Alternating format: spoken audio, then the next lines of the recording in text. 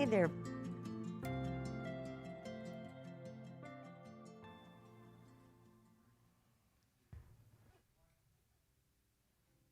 Good morning, everyone. Welcome to Unity in Naperville. I'm Kitty Benson, the minister here at Unity. Where are you? I miss you guys. You're late. Just kidding. We know you're comfy on your couch somewhere, and I hope you're, yeah, I know. I feel you. I feel you laughing away right this minute. So if you're here for the first time this morning, I'm so glad to be able to spend some time with you. We have lots of good things planned for you, and we'll talk more about what you can be doing to join us during the week. But today, we love to start with music because we just allow the energy, the harmony, the lyrics to remind us of who we are as spiritual beings in the middle of this very human experience. So I'm going to toss it over to Highest Good, Kim Chard, Kevin, Mark, and Mark. Let's sing.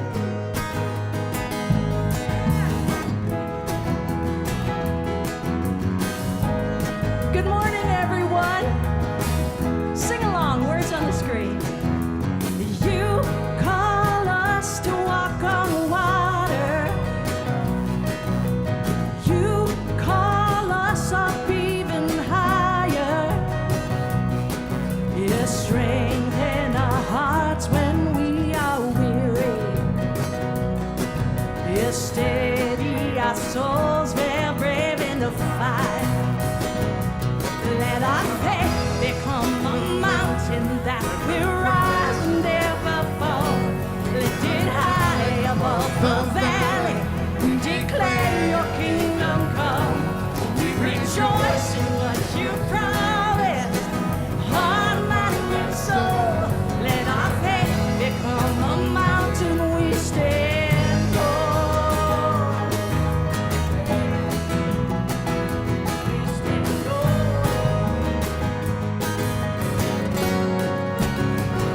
And we will stand unaffected by the chaos. We will stand no matter what the cost. And no more worry, no more fear. Every doubt will disappear. Every doubt will disappear. Let our faith become a mountain that will rise and never fall. Lifted high above the valley, we declare your kingdom come. We rejoice in what you promised, heart, mind, and soul. Let our faith become a mountain we stand on. Yeah. Let our faith become a mountain we stand on. Woo! I liked it.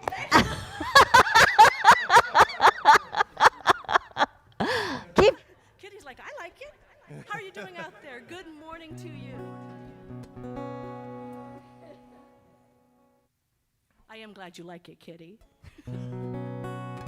Because basically that's the underpinning of actually everything you share every single week, isn't it? That we put our faith and our reliance on that one power. And that one power, if we allow it, will bring joy into our day. Yes? Yes.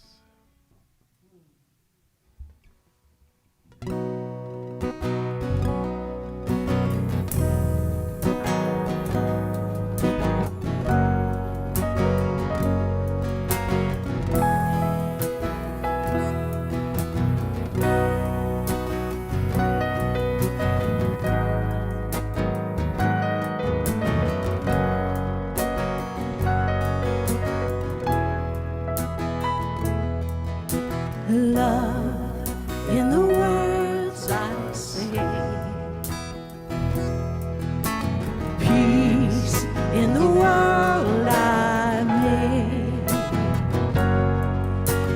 God in every breath I take, joy in my day, joy. My day.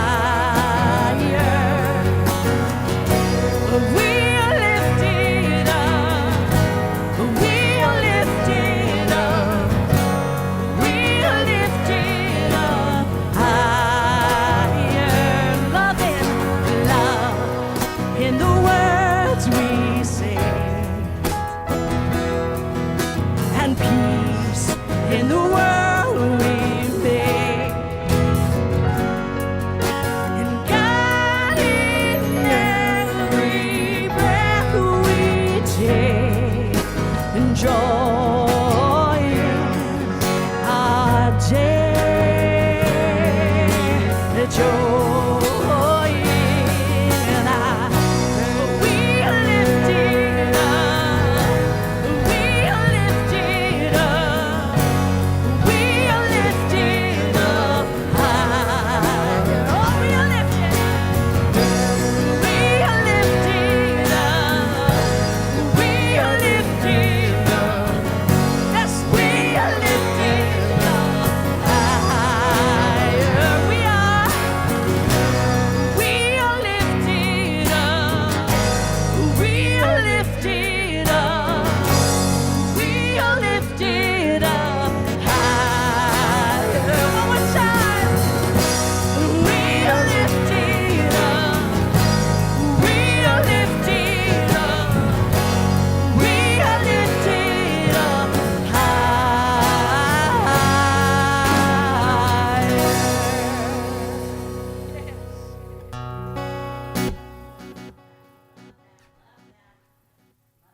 Yes. Denise Rosier, right? Denise Rosier. Yeah. Shout out to Denise if you're out there. Thanks for sharing with us this morning. Will you join me in prayer, please? Loving Spirit, we feel the lifting up as we turn our thoughts and our minds inward, feeling that portal of love opening at our heart center, trusting that that divine presence is there to meet us, to lift us, to guide us. We thank you, Spirit. No matter what we see with our eyes this day, this week, this month, this lifetime, we can be and we choose to be lifted up in this presence and power. So it is, and now we let it be. Amen.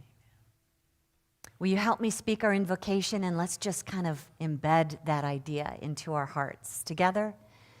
There's only one presence and one power in the universe and in my life, the all-loving goodness of God.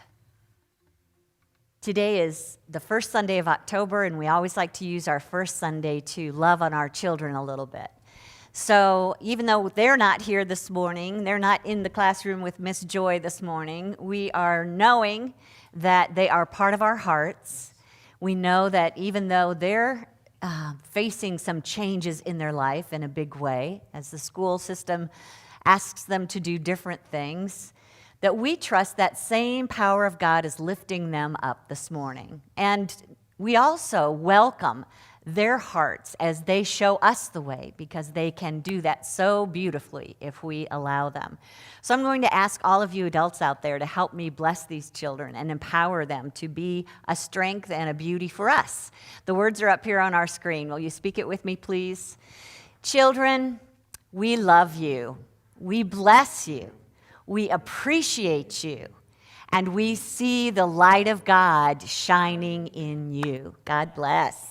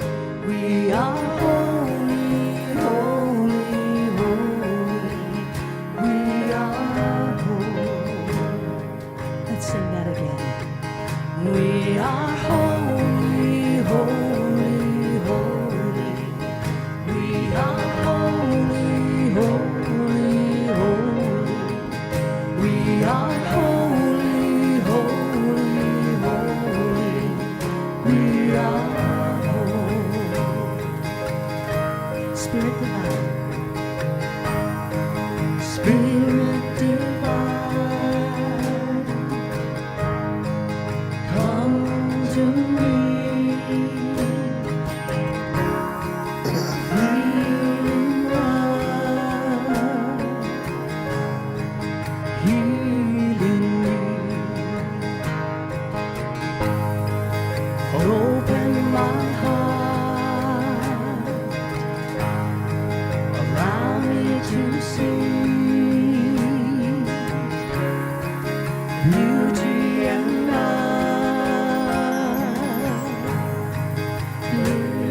lives in me. Spirit divine, come to me.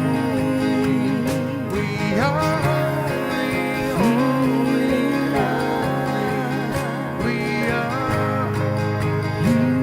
healing me.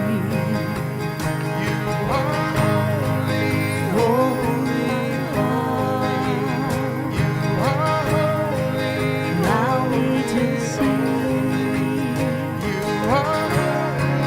beauty and love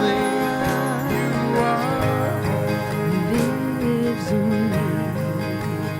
I am holy, holy, holy. I am holy, holy, holy.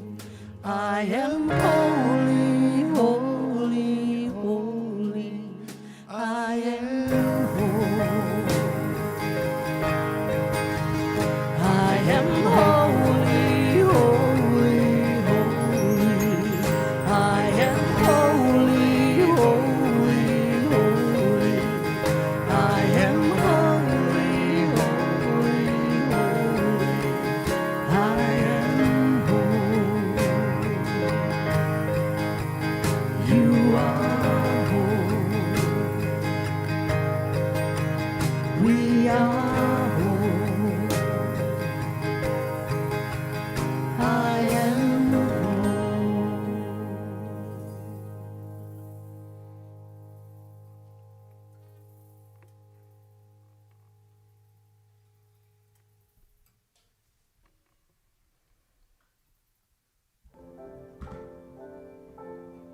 A lot of people look at the state of the planet with despair because the truth has been out there for decades now about what we're doing to the biosphere and what's going to happen if we keep doing it.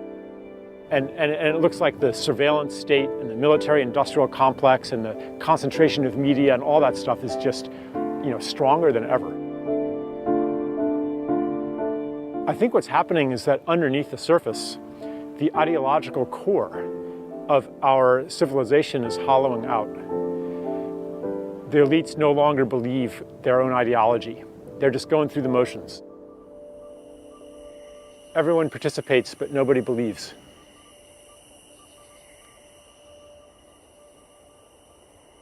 In order to find your way, you must get lost.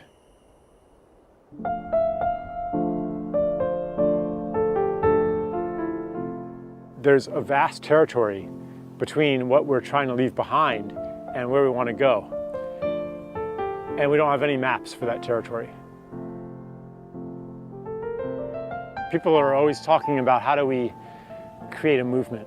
How do we turn our organization? How do we transition it from an organization to a movement?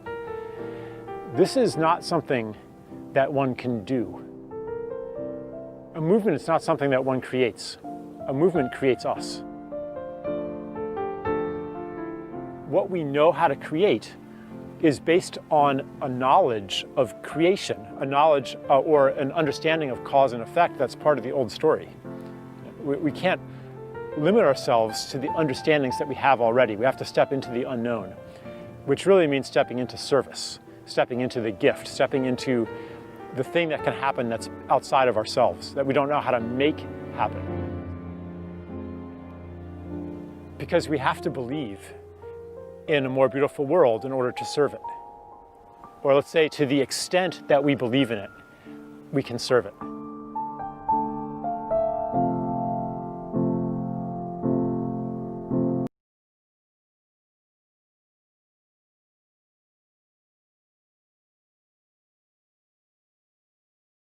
Eisenstein, he's a writer. I was introduced to his thoughts at my recent ministers' conference and did a little bit more of exploring about him and just appreciated what he had to share this morning because it takes us into a place that I want to go today that is kind of the unknown. Remember, he talked about having to get lost in order to find our way. And we're associating this with the changes that we're going through right now. We may be feeling lost. Change is really part of life. It's very normal for us to go through change. As a matter of fact, I think if you paid attention to the dialogues that you have with friends and family, a lot of it is about change, like what's different in your life that took you by surprise, or that you're pushing against, or that seems to be carrying you somewhere you don't want to go. And we tell those stories to one another, and they kind of become our identity if we tell them long enough. It's a way for us to inform our actions based on what kind of changes we're going through, and it becomes a feedback loop to the point where we tell it long enough in our relationships that ultimately it starts affecting relationships. And there's an old scripture that talks about how the sins of the father are passed on to the children. It's that kind of thing where our parents and grandparents and those before them have told stories that we've inherited and adopted. And sometimes it was a change that took place decades ago, but we're still owning it and letting it inform our life. And that's true in the family especially. A common story begins in our family. My dad was an alcoholic, or my mom died of cancer. It runs in the family. I'm probably going to be an alcoholic, or I grew up poor because my dad and his dad grew up poor, or I came from a family that was in slavery, and that affects part of the story that we tell today. So when you start to look at a change and then hold on to it long enough that it becomes your identity, it's hard to wake up from that. We're being asked to change today, but it's hard to wake up from that story that we've been holding on to. The ones that our culture tells, or the ones that your religion that you choose to follow tells, the ones that you learned in the classroom and from your textbooks. And one story that we are all carried along with that we are usually unaware of is the collective story, the collective consciousness. One of my favorite teachers is Greg Braden, and he's written a lot of books, and he speaks a lot. And he has traveled the world. He actually got a geology degree, I believe, in his schooling, but he's really carried that to some wonderful extents, to the point where he's traveled the world, and he's visited monasteries that are in these remote places that most people would never find, and gotten permission to view their libraries, these ancient libraries that tell stories that go back 5,000 years. And what he noticed as he was talking to the various monks and the inhabitants of these monasteries was that these stories talked about things like, up here on the screen, Cindy, can we show this list? Connection, abundance, cooperation, harmony, and human significance. That was a story that was part of our lives as human beings thousands of years ago. Doesn't that sound nice?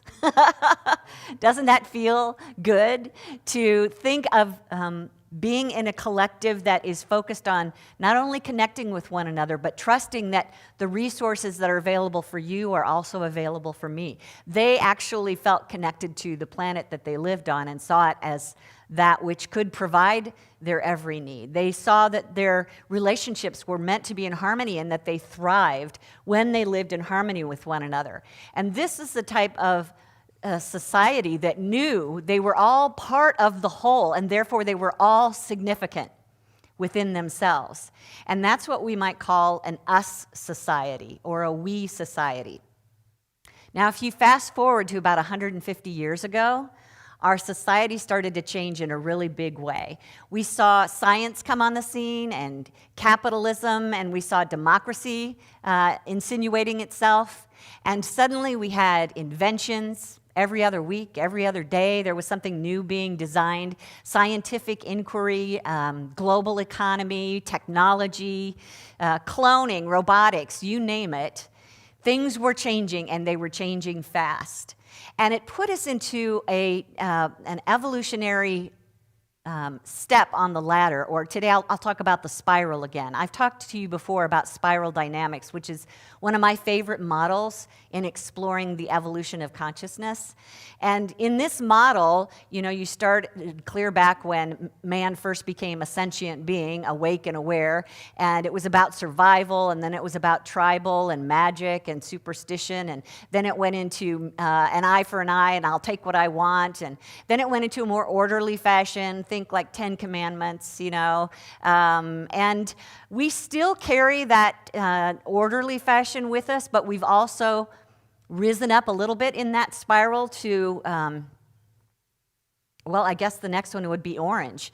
And orange, we call these different levels and we give them different colors. The orange meme, which represents certain values, is where a good percentage of Americans are today in their evolutionary movement, in their consciousness. And in this orange meme, it's about individual achievement. Think of, capitalism at its strength. Think of it as self-reliance, personal inquiry. It's about achieving financial wealth. It's about making a name for yourself. It's about getting ahead. It's getting ahead, make sure that you're doing better than your neighbor. It kind of ties back to our Declaration of Independence, where we set independence, notice that. Life, liberty, and the pursuit of happiness. That's kind of a good overall framework for this orange meme that many of us are in. And the focus is ultimately not on us, but on me. And the problem with this meme, which is often the case when we're focused on individualized behavior, is that not everybody gets to come along. There isn't enough. There is enough, but we think there's not enough. That's part of the problem with the orange meme. We think that there's a shortage. And it's up here on the screen, a different list of qualities that we live from in the orange meme. It's about scarcity and struggle, feeling like there's not enough to go around. It's about competition. It's about conflict. Worrying about more for you means less for me. And so even though we're in this movement forward in creating things for ourselves, we are often leaving people behind. And at the same time, those who are moving forward are doing it in such a way that they feel insecure about themselves. They feel insignificant because they're on their own. They're doing this individually. So there's this feeling like they don't, or they aren't sure if they really matter. And this is what Jesus was trying to say from Matthew 10. He said, whoever finds his life will lose it. Think of that in terms of whoever is scrabbling from the ego to try and get ahead, to get what you can, to hold on to safety, will actually lose what it is that they're seeking. And while they're scrabbling, their self-esteem is going down. We're feeling less and less powerless, more and more helpless. And it's gotten to the point where when we get to a certain point in that, we start to take it out on others. We don't want to feel that anymore. And so there's this overt hatred coming out towards anyone who's different or trying to approach this life differently. And it's everything from showing up as racism to politics to sexual orientation to religion, where it's not okay for you to be different than me. And yet, that's what this whole thing is about. Even social media, when it came on the scene, I think was meant to bring us closer together. I think that was the intent. But it's kind of evolved to the point now where it's just a place for bullying and faceless judgment, to where it's become not social media, but a social dilemma. There's actually a movie out called The Social Dilemma on Netflix, which I really would encourage you to watch, especially if you're kind of addicted to social media. One of the things that they noticed is that when young girls, early teens, start to hook up with social media, the numbers of girls that are hospitalized for self-mutilation, teen suicide, depression has just skyrocketed. One of my favorite teachers in seminary was Robert Brummett, who's written several books, but one that I highly recommend if you're interested in where we're evolving to is a book called Birthing a Greater Reality. And something that he says is, having acquired powers undreamed of by our ancestors, we seem in many ways godlike, but we have not evolved the wisdom needed to broker these powers. We've created external wealth, but internal poverty. In this regard, we've become more like the beasts than the angels. This is a very dangerous time, or a very dangerous circumstance. We're like a small child with a loaded gun. Now, some of you who are watching here in the Naperville area are just on the outskirts of Chicago, where we hear about children with guns every day. It's almost as if they are numb to the consequences. They don't even really understand what death is. And this story is just one story that is tagged onto other stories that are all about me first and protect me. And it's something that has guided our choices for many decades, to the point where it's all about separation. That's what our current evolutionary mainstream is about, is separation. So it's every man for himself. It's making sure that my needs are most important and that I come first. And 2020, I think, is just a result of all of, I'm not saying that racism and global warming and unemployment and disease just showed up in 2020. I'm saying that they've come to a head, that this has been crying out for a change in story for decades, and a recognition that our story is no longer working. So we're feeling this change around us. We're feeling the leaves swirling, and there's so many of them right now, it's hard to even stand up in it. But I think it's all saying the same thing. The story of separation is not working. Something that Robert Brummett said, we've reached our limit of progression from a consciousness of separate beings. We're at a threshold between self-preservation and self-transcendence. Now just look at that for a minute. We're at a threshold between self-preservation and self-transcendence. Now, anybody I think who's the least little bit awake would want to be leaping towards self-transcendence. But it sounds like we're kind of stuck in between the two. We haven't quite figured out how to move into that next place. We're still telling the story of separate beings. And going back to Charles Eisenstein up on the screen, he says, we're not going to make it through this time without everything changing. Now that just made me want to grab my throat. Everything? Everything has to change? In order to find our way, here he says it again, in order to find our way, we must get lost. There's a vast territory between what we're trying to leave behind and where we want to go, and we don't have any maps for that territory. And that can kind of be a scary place. But that's where we're at. We're in this space where we're starting to recognize the old world is not working, but the new world hasn't shown up yet. And typically, I avoid that kind of space.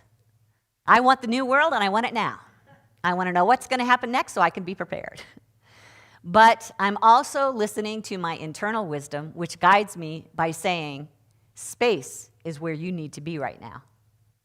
We're going to need time to let go of that story that hasn't been working and trust that in the space there is something beautiful. I think that's what was happening in the book of Genesis. It's the very first book in the Old Testament. It tells this beautiful allegory of how the world was created. And one of the first verses up here on the screen was, the earth was unformed and void. Darkness was on the face of the deep. That sounds like a space to me. And the Spirit of God hovered over the surface of the water. But here's what I want you to consider. That void was not nothingness. It was actually everything. That in that space before we saw the new story was infinite possibility. It was the divine mind itself with infinite creative ideas waiting to come forth. That void is actually the birthing ground of our creativity. So now let's look at the last half of what Jesus said in that statement. Whoever loses his life for my sake will find it. If you will choose to let go of the old story and just rest in that space, you will find your life. So I want you to, I'm begging you to, make friends with the void. This is an opportunity for us to start listening more and talking less. It's about self-observation. It's about hearing when I'm getting caught up in my story, the old story, the one of separation, the one that's not working, to notice it and to notice how it feels. Your feelings will guide you. When you're not feeling happy, when you're uneasy, when you're feeling resistant, that's probably because you're tied up to your old story and you haven't quite made it into the space between yet. So just notice when you're in those moments, I release and let go. I release and let love. Also, when you're in this space, give yourself permission to feel your feelings. Don't be afraid of them. Don't judge or blame them. Your feelings are showing you which direction to turn. If it feels good, you're following your higher self. Keep heading in that direction. But you'll never know if you don't give yourself permission to feel the feelings as we move into this space. And this could take a while. I just want you to know. Might take the rest of our life. Not saying that every year is going to look like 2020 for the rest of our lives. Just saying that establishing a clear space before we're ready to move on might take a while. And realize that during this time, it's okay to make mistakes. It's okay to have to say, I'm sorry. Actually, that's a good thing. Recognizing that we're just, like new babies. We're just putting our little foot out in front of us, one at a time, trying to figure out whether this is working, this belongs in my new story. One of my favorite recommendations for this period of time is to say, I don't know, and feel comfortable with that. That's one of my hardest. Again, hard to say, I don't know, because I want to know so badly that I'll just make something up. Come on, I know you do that. I don't know. It's actually a very approachable statement. If you're trying to create peace amongst brothers and sisters, I don't know is a really good answer. I've told you before that I'm part of a Facebook group called What Is Mine to Do, and its focus is on education around racism. And blacks and whites come together to complain, to tell stories, to make wishes, to ask questions. And that's one of the things that I saw a couple weeks ago, was that somebody was willing to come in. They said something like, I'm not really sure how to share this, or even if I should share this. And then, this white person goes on with their question. And because they were authentic and vulnerable, the response from people of color were very supportive and kind and uplifting to them. I don't know. Try it on. See how it feels. Trusting that even though your ego doesn't know or your intellect doesn't know, there is a wisdom within all of us that will come forth. But we have to make a space for it. We have to let go of that which we thought we knew and allow that space to bring forth, to give birth. Lose your life so that you can find it. Another thing that we can do during this space is pay attention to those who are disrupting the old story. I know that when I say we're making a shift in evolutionary consciousness, you may think, me? By myself? I'm going to do this all alone? No.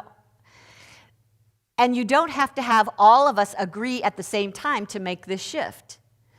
There is little teeny tiny shifts happening all the time, all around us. So up here on the screen, I'm going to point out what you might see.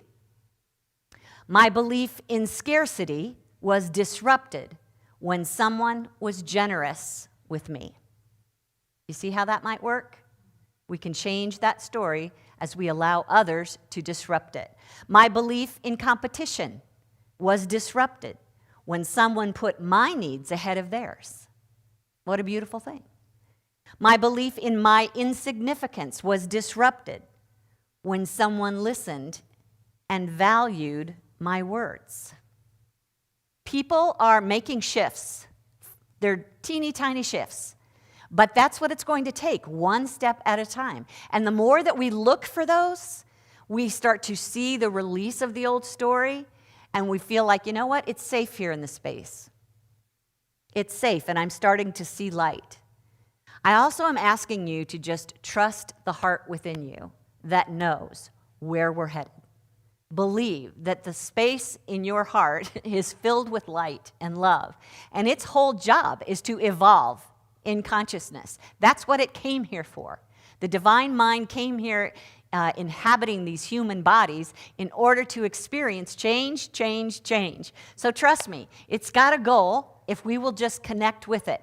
Now, I've heard it said that kids who are being born today are actually taking advantage of the collective consciousness which they were part of before they were born. Can you imagine that? That every spirit that enters into a baby's body today was in spirit before this, watching this whole thing, participating in the collective consciousness with what was happening here on planet Earth, and is at a higher perspective and able to see where the next step is. So when they come born into this body, they're ready to go. So here's what Esther Hicks says about that on the screen. Your children are genius creators who have just arrived from non-physical, who are feeling empowered. And if they would be left to their own devices, they would not go astray. They would maintain worthiness. They would maintain their feeling of well-being. They would thrive unless it was taught otherwise to them. In other words, if others don't do something to change their vibration, they are in a vibration of thriving. Now just think about how when you came in, there was somebody right there ready to tell you a story. Remember? Esther is saying, don't do that. I mean, obviously you're going to feed your children and care for your children and love your children, but allow them to express their story, and they will lead the way. That's what Jesus talked about, that the little children will lead us and guide us, and that we must become as children in order to experience this divine realm. So, we're recognizing that this in-between territory may not be on MapQuest, but there's absolutely a guide within us and around us to show us what the next steps are. Jesus said from the Gospel of Thomas, if I bring forth what is within me, what I bring forth will save me. So, what's within us? Spirit is within us. And it begins by bringing forth our faith, being able to see Spirit and trust Spirit and look for Spirit and speak as Spirit. Because God can only do for us what God can do through us. It's about looking past the physical and seeing into the invisible dimension, that spiritual substance that becomes things as we plant our ideas into it and our love into it. So use that, call that forth from within, along with your power of strength, which basically says, I am on this path and I'm not getting off it. I know that Spirit is going to carry me forward. I am plugged in my quiet time to my heart and to feeling and listening to that inner wisdom and understanding. I am trusting that that quality of power within me to choose my thoughts is active, and I'm noticing what I'm thinking, and I'm changing my thoughts so that they align with possibility instead of separation. It's about using our power of imagination on purpose. You know, I spoke last week and said something really hard to believe for many of us. What a fantastic time to be alive. That's true if you have the imagination for it. If you can see that all things are possible. If you can see that we're ready to take another leap in our evolutionary process and become more awake to the whole and less held on to the individual selfishness. But ultimately, it's divine love that is holding all of these qualities within us together and always calling forth the good. So if you will choose to allow yourself to pause before speaking, before acting, and even before thinking, and just ask, what does love look like in this? It would simply allow. It would simply accept what is. It would see the potential of good in whatever we're facing today. And as we do that, not just for ourselves, but for the whole, we are going to sweep the whole of consciousness with us into a higher point of view. We'll be able to let go of the suffering if we choose to trust in that power that can pull us like that instinct that the fish feels to go upstream. It knows where to go, what to do, what to say, so that we can begin to write a new story. But allow yourself this time to get comfortable with the space of not knowing And as you're seeking what your new story is, and I'll just give you a hint. If you want to look up spiral dynamics, Don Beck, Claire Graves as the kind of the founders of those ideas, you will see that there are already higher levels that are starting to show up. The next one above orange is green.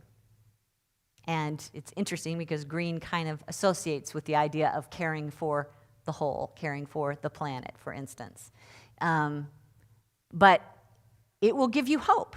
It will inspire you to see that a new story is on its way. Not to be a spoiler, but beyond green is yellow, and that's more individualistic in nature again, but it's at a much higher level. So just trust that we're on the path. Find your sense of comfort in where we are right now. Stay open and receptive. And I want to give you some homework up here on the screen. Here's some questions to ask as you're trying to understand whether the story you're telling is actually leading you forward or holding you back. So you might ask, does the message that I'm hearing or the story that I'm telling hold a positive vision for humanity?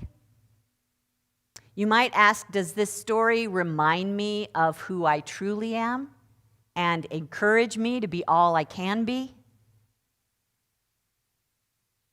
Does it encourage me to be allowing and accepting of all? Does this story engender unconditional love in me?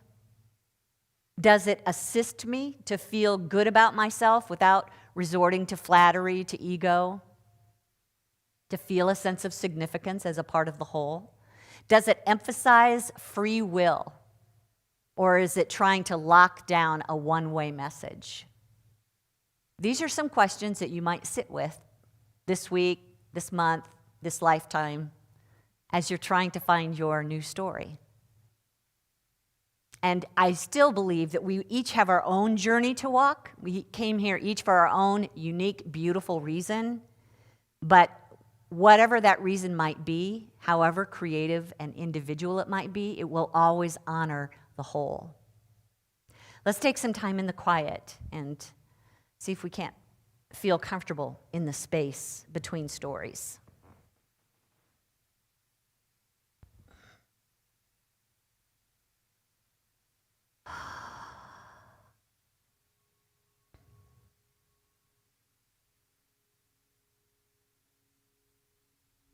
Will you allow yourself to relax?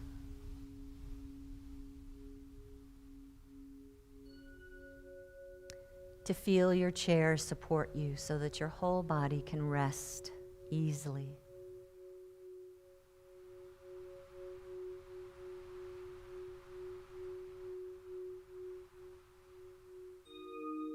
And breathe through the heart, as if love is breathing you.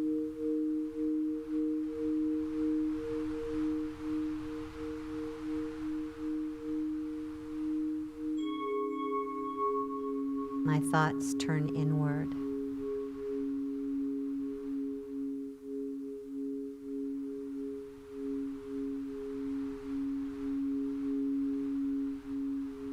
I see my heart as a doorway.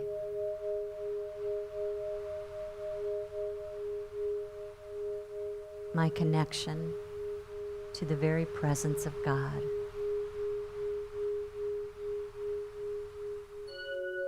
With my next breath, I feel that doorway opening within me.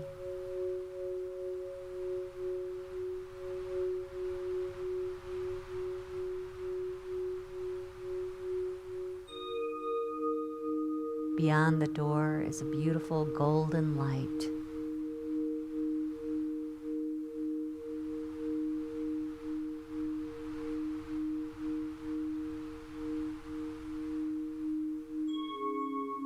Filling a room with a chair meant just for me. I rest in this chair, surrounded in golden light, feeling safe.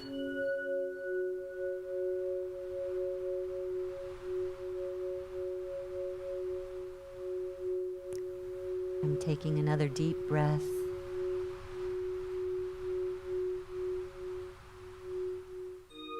And though I am alone in this room, I sense this presence of light as the very love of God.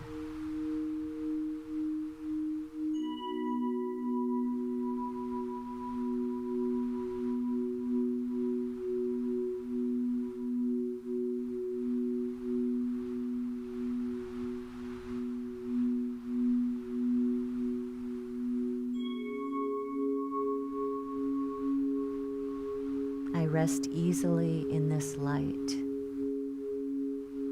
without appointment, without need.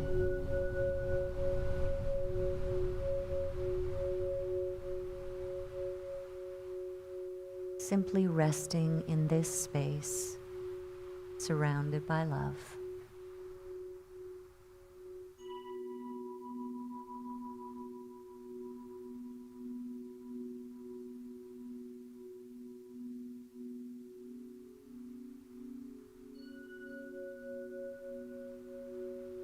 I know in the right moment,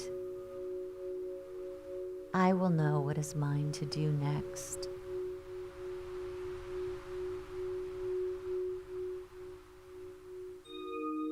For now, I simply allow what is to be.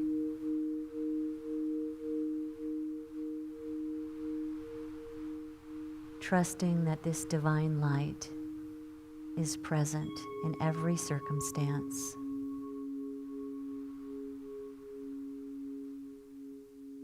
And when it's time for my new story, I will know clearly. I will know gladly. I give thanks, Spirit, that in this moment, I am free to simply be,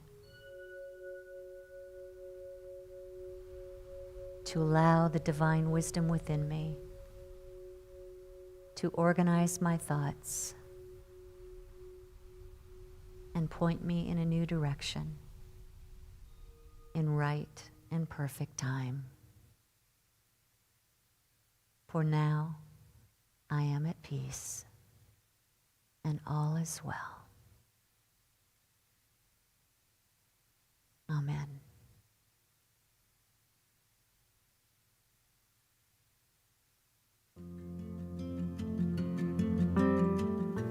The practical application of unity is when you have problems or things arise in your life that kind of stop you in your tracks, or they're upsetting to you. You can stop and apply the unity teachings of positive living, where you can go meditate on it, or you go within and find out what you need to do. You get some direction.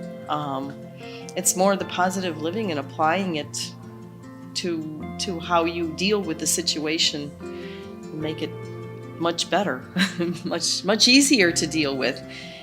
The lessons that you come across, unity principles apply to.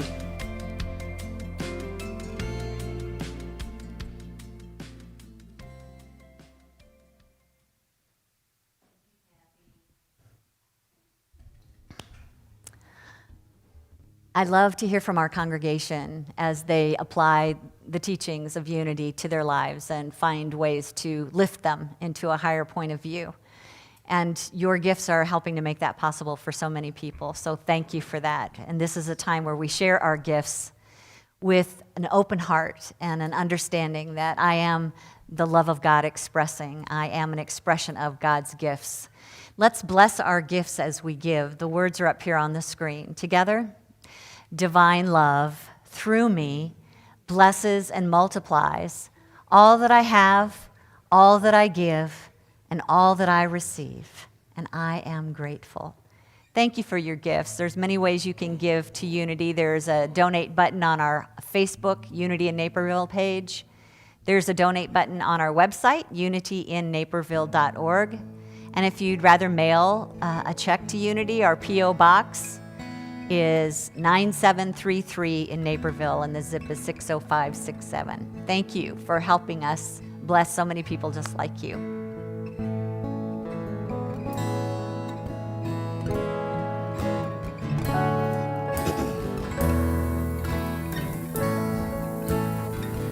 I am so blessed. I am so blessed. I am so grateful for all that I have. I am so blessed. I am so blessed. I am so grateful. I am so blessed. I am so blessed. I am so blessed. I am so grateful for all that I have. I am so blessed. I am so blessed. I am so grateful. I am so blessed. I am so grateful. I am so blessed. I am so grateful. I am so blessed. Yes, we are. Thank you. A few things going on this week that I would like to share with you. First of all, if you're finding us for the first time here at Unity in Naperville, I would love to kind of keep you up to date on what's happening throughout the week. If you would like that, you can get on our mailing list by going to unityinnaperville.org. And right on the homepage, there's a place for you to just add your name and email address to the mailing list, and we'll keep you posted every Tuesday with what's coming up. It's a good way to kind of keep track of what's happening in the building, and also how you can connect with others on Zoom for different classes and events during the week too. So I hope you'll find that and join us. Also, every Tuesday and Thursday, Kim Char or Cindy or some beautiful guest is hosting lunch online. So check that out at noon, Tuesdays and Thursdays. Just go to our website, Unity. Join us. Yeah! unityinnaperville.org, and click the event calendar at noon on Tuesday and Thursday. It will give you the link to where you should go for that. Also, this coming Friday, I'm really excited about this, on October 9th at 7 o'clock, we are invited to join our Unity World Headquarters at Unity Village for a very special presentation. They're calling it Practicing the Principles in Uncertain Times. And what makes this really cool is not only are we talking about Unity's 5 basic principles and how they support us moving through these changes in life, but the person that will be leading us is Ellen Debenport, who actually wrote the book that we teach from, the 5 principles, and she's inviting some of her minister friends to join her in leading this. It'll be an opportunity to learn and also ask questions. So you can just join for a donation. It's a really wonderful experience. If you want to go to our website, it will connect you over to their link. So unityinnaperville.org, check out Friday night the 9th at 7 o'clock, and it will take you to the sign up ahead of time. That'll be in a Zoom setting, by the way. Also, the next morning this week, Saturday at 10 on the 10th, Cindy Spees is back with Energy of Spirit, and it's an opportunity to learn some non-strenuous techniques that get your energy moving and kind of release that life energy that we were talking about today, the Spirit of God seeking to live fully and freely through you. So we let you connect in our Zoom room by going to unitycommunityconnect.com and click on the channel for Energy of Spirit, and then you'll see a Zoom link there. But if you forgot that, just always go to our website, unityinnaperville.org, look at the calendar, and it will take you to wherever you want to go. Just really quickly, a few other things that are scheduled that I hope you'll save the date for. I will be doing a monthly healing service this month on Wednesday, October 14th at 7 o'clock with Reverend R. Ken Turner as my guest. We'll be doing a fundraiser at Pino's Palette, which is an opportunity to paint, have fun, do it in person or at home. And we're also starting a book study with, you know what? This one I'm going to let you talk about. Well, thank you, because I have the book in my hand. Yeah, it's a biggie. It is. So we're starting a book study based on, well, I should call it a book discussion. That'll be more accurate. Based on Walking with the Wind, a memoir of the movement by John Lewis. When I read just the preface, I cried, and I said, know. oh, yes. Did you read it? Yes. It's an amazing book. And we have some copies. If you reach out to admin at unityinnaperville.org, I have 4 copies that people can Great. purchase without going through Amazon. Otherwise, check out our Amazon Smiles link on our page, and you can order it there and get it in time. The book discussion is 4 weeks, runs from October 20th through November 10th, happening every Tuesday night for those 4 weeks at 7 p.m. And it's going to be a little different format, Kitty, in that there will be co-presenters for each of those weeks that will be initiating the discussion of broad themes that Wonderful. we're finding in this book. And I'm excited to be a co-presenter one of the weeks. Awesome. Yeah, we're going to be examining the freedom songs Oh, and the I like music that. of the movement. That'll be part of one of the classes. So Wonderful. it's going to be awesome. Please join us. Interested in a book? Admin at unityinnaperville.org. I'm going to be there. It's going to be fun. Thank you. Also, save the date for October 31st. Got to do Zoom of Doom. Just, it won't be too painful, I'm sure, but it starts at 7:30. So all those things, check the calendar for. You'll get all the details, and it'll show you how to connect to do that. So one last thing to remind you that if you would like prayer with one of our chaplains today over the phone, individually and confidentially, then you can send an email right now between now and 12:30 today, and they will call you back before 1 o'clock to pray with you. So just send that to prayer@unityinnaperville.org. Include your name and phone number, and they'll give you a call back. Okay? All right. It is October 1st Sunday, which also means we're celebrating October babies. So if you are an October baby, would you please stand? We see you out there. Yay! We're so excited for your birth. We're trusting that, oh, sorry. Oh, I was just going to say, we're trusting that things are going to continue to get better for the rest of your life after this. So plan on it being a great year. Now let's sing. Yes. Happy birthday to you. Happy birthday to you. Happy birthday, dear friends. Happy birthday to you. Yay! Happy birthday. We got another song, right? Can I do one more announcement? Sure. I'm going to put this on. Oh, yeah. Let's get it done. Here we go. Can you see this? I think the camera's on me. We have Unity in Naperville masks. Woohoo! It's got our logo on it. And we didn't get it up in the announcements, but look for a link in the newsletter that comes out on Tuesday where you can go and buy one of these. And it's a little mini fundraiser for Unity in Naperville. But so this week is kind of the only week that you'll have a chance to buy. So if you're not on the newsletter, go to our homepage. And there's a link there to join up our e-news list, okay? I cannot sing with this, though. Let me take this off. And Kitty, you were talking about this vibration of thriving. I love this song because it's all about stepping into that and swimming and choosing heaven today, right?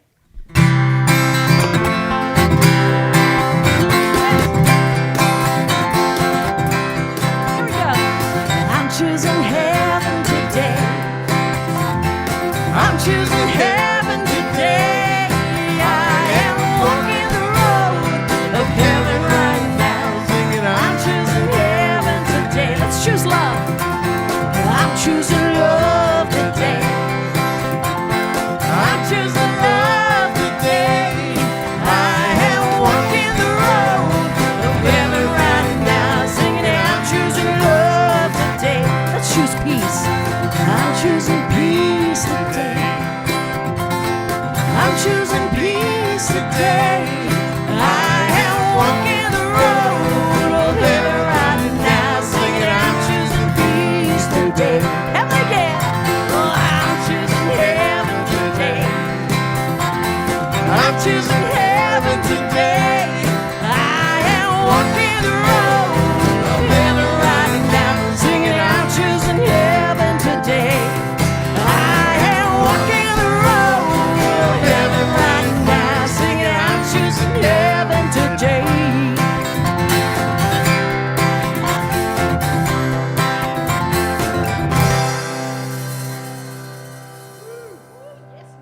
Yes, you can. Yes, you can do that. You can choose heaven. In the moment. So we have a closing affirmation, and then I'm going to give you a chance to check in today before we go. So if you have comments or questions about today or what's happening at Unity or how we can guide you in any way, which we'll do our best to try, there's a text number that you can call. Do we have a slide for that we could show? It's 630-793-0993. I got my phone right here for that. You can also put your comments and questions in the text box, in the comment box on Facebook.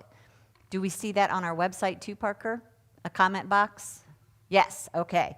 So take a look and pop in your questions or comments there. But before y'all go, let's speak our closing affirmation together up here on the screen. My story unfolds in beauty when my thoughts flow forth from God. Again, a choice. Yes. Love you guys. Hope to see you at something fun this week. My contact information is on our website, so if you need to reach out to me, please do. And stay around afterwards and we'll talk some more. Okay? Love you guys. All right, who's got a question or comment? Let's see. I've got a couple here on Facebook, Kitty. Okay, good. Can we have our text number up on the screen, please? And let's see. This is from, hi, Cammie. Hi, Cammie. And she says, wow, Kitty, that's powerful. Quote, space is where we need to be, end quote. I so want my ducks in a row, but I need to make friends with the void. Oh, honey, I so understand. I don't like it much either, but it really is safer. It is safer to just sit there for a while till we really know where we're headed in this. And I just honor your willingness to do the work. So you're not alone, and you're not alone. Who else? Texting or commenting? What do you got for me? I've got another one here, Kitty. Okay. Kim Hope writes, I allow the shift. I welcome the old stories to be disrupted by spirit. Yes, how fun So can it that is. be? So Ooh, it is. Spirit really knows how to disrupt too, by the way. So would love to hear from Spirit. Anytime, bring it on. Bring it on, spirit. That should be a t-shirt. Bring it on, spirit.